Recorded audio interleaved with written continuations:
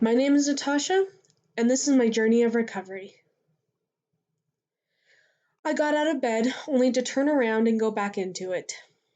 I have depression. Give me a break. Which segues perfectly into what I'm going to talk about today. Depression versus laziness. Now, I got this idea from one of my friends, and I looked up a article, and it's Am I Depressed or Just Lazy by John M. Grohol, Psy.D, from the psychcentral.com blog. So first of all, let's define what laziness is. Laziness is the quality of being unwilling to work or use energy. Idleness. Thank you, Oxford Languages. In the article, John basically says that depression is a mental illness. Laziness is something everyone experiences at least once in their life. So, depression. Depression is more extreme than laziness. Laziness is that unmotivated, I have the energy to do it, but I'm not going to do it, so yeah. Which is different from being depressed, which you have no motivation, you have no energy, you have no ability to be like, you know what, today I'm going to want to do that, or today I'm going to go and do that. Sometimes even a depressed person can go and do things that they feel like they can't do. Sometimes it takes greater effort, and so other things in their lives tend to fall apart. As for me, I made this wonderful meal, and the food is still downstairs, and it's still out, and I need to put it away because it's been like at least half an hour, and the food will go bad if I don't put it away soon, and I need to do the dishes. So, but I was like, I need a break because I cooked all this food. I need to do something else. So I had no energy. So I'm like, what can I do to get my energy back? So I'm like, why not just do something else, like mentally taxing instead of physically taxing? So that's why I decided to finish this podcast that I've been working on. So I feel like depression is prolonged over a long period of time, unmotivated, not willing to do anything, not able to do anything, or at least do very little. And so that's more of depression in my eyes. Laziness is you have the energy, you have the ability, yet you still choose not to do it for whatever reason. Now, that sort of lets me introduce my next topic. Does laziness even exist? Let me let you think on that for a little bit more. Does laziness even exist? So, thinking about it, people can do almost anything if given the right tools and time to complete it in, right? Well, that's what most of us might think. However, we don't realize most of the time that there are so many different influences that can change things for better or for worse for us. Yes, we do have different mental capacities,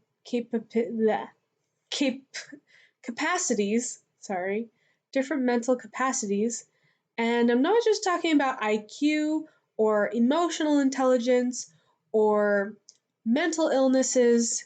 I'm talking about several different areas of your life.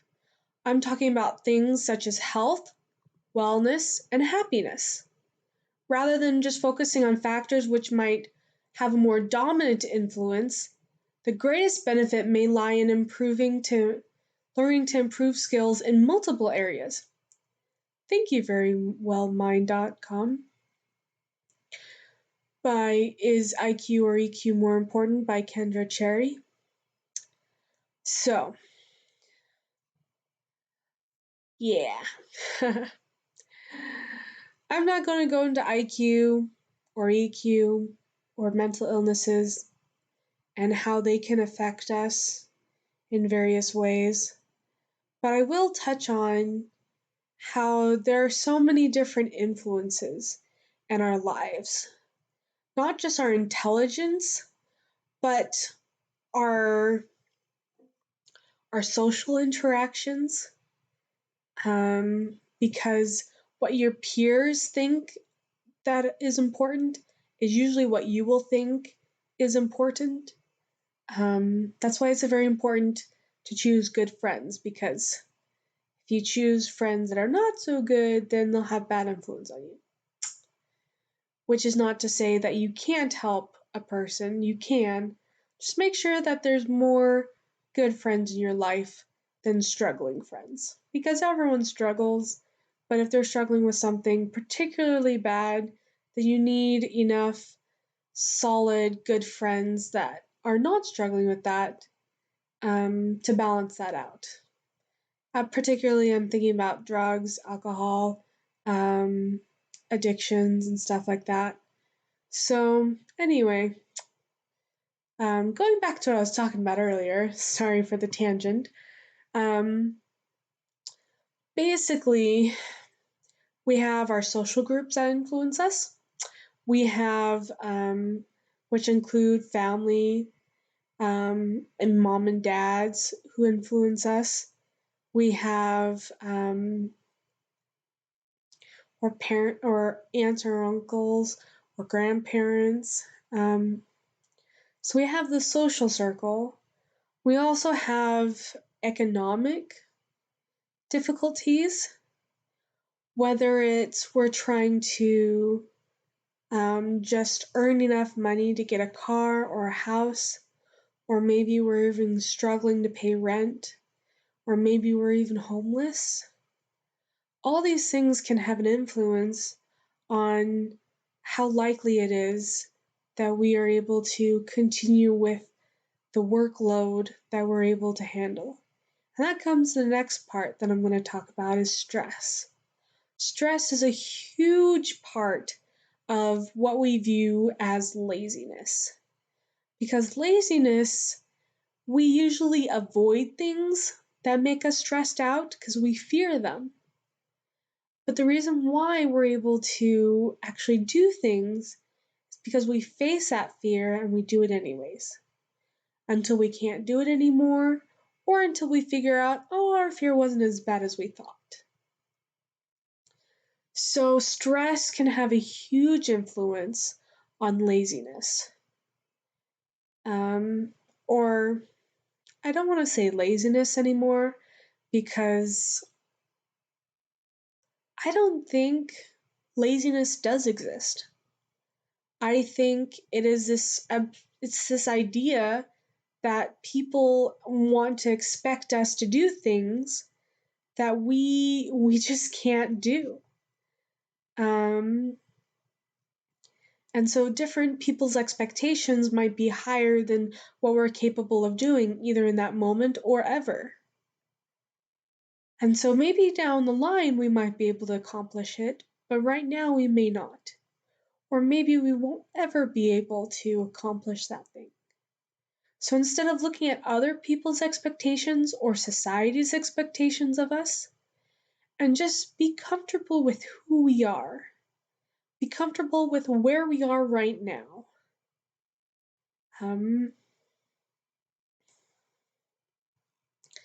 In Gilmore and Boulton-Lewis study, they found that children who were considered lazy by parents or teachers actually had either learning disabilities or attention deficits that were the root cause for their lack of motivation. So not only is mental illness an issue, learning disabilities and attention deficits, but so many other things can affect us, that we can become overwhelmed, that we can may not even want to do anything at some point because we feel like we'll just fail. And who wants to be a failure? I don't think there's anyone who actually wants to be a failure. There may be people who, you know, may feel like they don't want to do it anymore, who want to just give up, but I don't feel like they actually want to be a failure. I feel like they just want to let go of people's expectations of them. So, what I believe is that all we can do is do the best we can with what we have. And doing the best we can will look different from day to day, or even from hour to hour. My therapist told me this thought: I am doing the best I can with what I have. I actually put it as my phone's wallpaper screen. It was really awesome. Okay. Laziness does not exist, but unseen barriers do, by Devon Price, on humanparts.medium.com. Now, his article goes into homelessness, people who are homeless, and do they really choose to be homeless? No. Life happens, and some people without the right resources or support from others may fall hard and can find it difficulty to get back up again. So, does anyone choose to be lazy? No, I don't think so. I feel like people just feel like they need to give up because all the expectations and they can't fulfill them. So, I really like one of the quotes in his article. If a person's behavior doesn't make sense to you, it is because you are missing a part of their context. When I first read this, I was convinced. Thinking on it later, I was like, isn't this just an excuse for people not to do things? Oh yeah, I didn't finish my paper because, you know, my mom told me I couldn't do it. Or, you know, that sounds so silly. But if someone is told repeatedly by someone that they trust and look up to, then it can have a huge negative impact on them. So then I got thinking, I have depression. I have had to realize that over and over again. I am not being lazy. I have depression. Now, people who don't have depression don't have that wonderful, ability to be like, I can't do this. I have depression. People are like, I can't do this. I must be lazy. I must be a terrible person. You're not. You're telling that to yourself. Stop it. Stop it. Because I truly feel like people are trying the best that they can. Going back to what Devon Price said about missing the context of why someone does what they do, I think that is very valid and true. In DBT, dialectical behavioral therapy, they say that people are doing the best that they can, and they can learn to do better. I know people may think that if you just work hard enough, then things will get better. That isn't always the case. In fact, I would argue that it is rarely the case. There are so many different things that you have to do in order to try to work hard and to get better. There's schooling, which costs money, or trade school or seminars, all usually cost money. There are so many roadblocks in the way, and usually it does have to do with money. Like if you want to build a business, money. If you want to get better at your job, you have to work harder. So you have to take home your work and do it at home. So you're losing out on money to hopefully get money in the future, but then you're just losing time with your family and friends, and ultimately you're going to burn out. And anyway, I digress.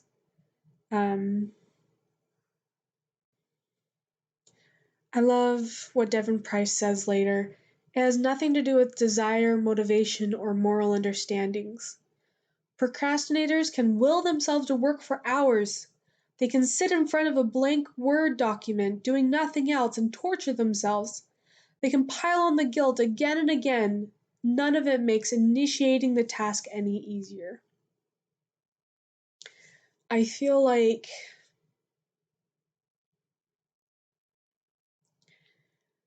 just trying to work harder, if you don't have the capability, if you don't have the resources, if you don't have that motivation, and if so many other things get in the way of that, then it's just going to bring you down the harder that you fall. Now, I'm not saying that you shouldn't try. If Bill Gates didn't try again and again, then where would we be today? Computers are very complex, but, it's part of that trial and error and trying to do better and messing up and trying again. I feel like that's why we have all the different iPhones and Samsungs and Google Pixels and everything else, because there'll be little nuances that they try and fix. And then when they fix that, something else pops up. And then when they fix that, the other thing that they fixed falls apart. And so if we just had given up, we'd be stuck with the corded phone or no phone at all, or not even electricity. Like, there's so many different things that if people had given up, we wouldn't be here. Now, why don't we all learn about computers and do better at coming up with new computers or new phones and, have that different capabilities? Well, it's because we each have different talents that I believe, were born with and that we've developed ourselves, as well as the emotional, the social, the intellectual, and the physical, just all influence what we're able to do and accomplish. So, I know this is a downer, but Devon Price talks about a student of his who skipped classes, who, when she was there, was very low energy, and she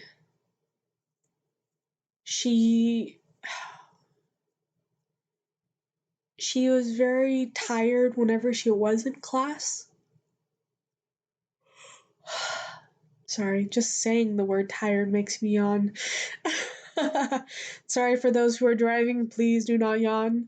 Now that I've said it once or twice, you probably will yawn. Anyway, so Devon Price, he said, I was so angry that this student was made to feel responsible for her symptoms. She was balancing a full course load, a part-time job, and ongoing serious mental health treatment. And she was capable of intuiting her needs and communicating them with others. It was amazing that she was able to do what she was doing.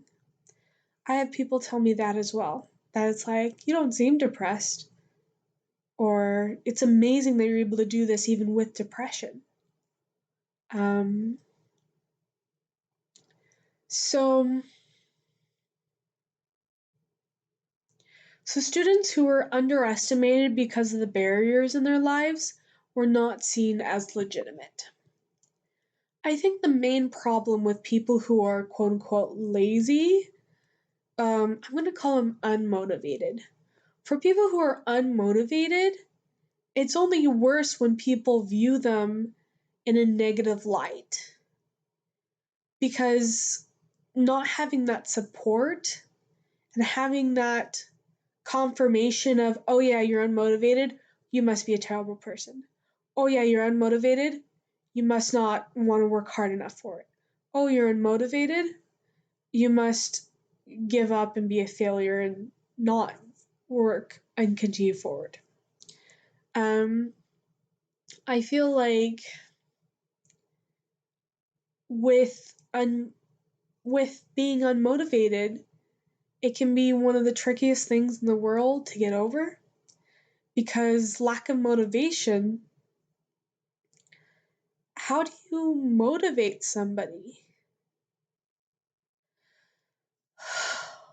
Sorry, that yawn thing. So how do you motivate somebody?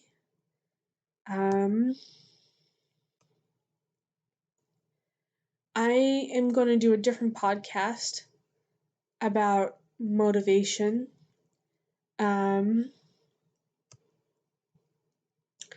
But just some tips for motivation is, at least what I've heard, is what I'm trying to do to get my energy back: sleep right, eat right, eat healthy, whatever.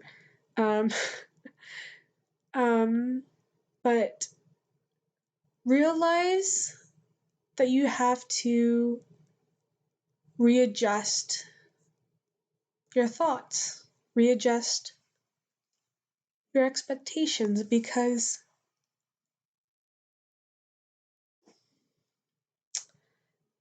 we expect so much of ourselves that we burn out so easily. But if we were able to have somebody tell us that you are amazing just for this little thing that you've done, then it will motivate us to continue forward to do those little things that build on each other so that we can do great things.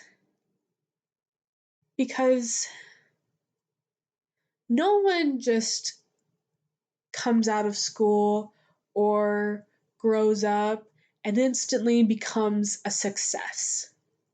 That rarely happens. What usually happens is that people try hard, yes, but they build upon it little bit by little bit. And so, does laziness even exist? I feel like tiredness, lack of motivation, lack of interest, depression, I feel like all those do exist. And so I'm kind of passionate about this now, because so many people ask me to do things and ask me why I can't do things, and I wish they could understand better that lack of motivation that depressed people feel constantly over a long period of time. And I feel for those people who just have lack of motivation in their life, even without depression. It sucks. Like being stuck at a minimum wage job because you don't have the schooling to move forward, or you don't have the experience, or you don't have the time to apply to another job because it takes time to apply to other jobs, and energy, and a computer. And so, yeah, and internet. So all these different influences, people might look at you and be like, why are you so unmotivated? Well, there are plenty of reasons for it. So, in one of my future episodes, I will talk about motivation and how to get it and how to increase it and why it's okay that you are unmotivated at times.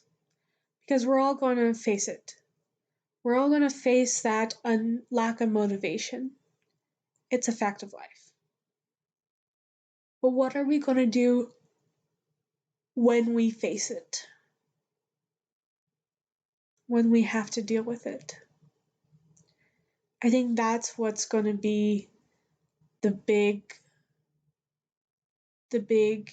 changer, the big influencer in our lives, is how we choose to deal with that lack of motivation.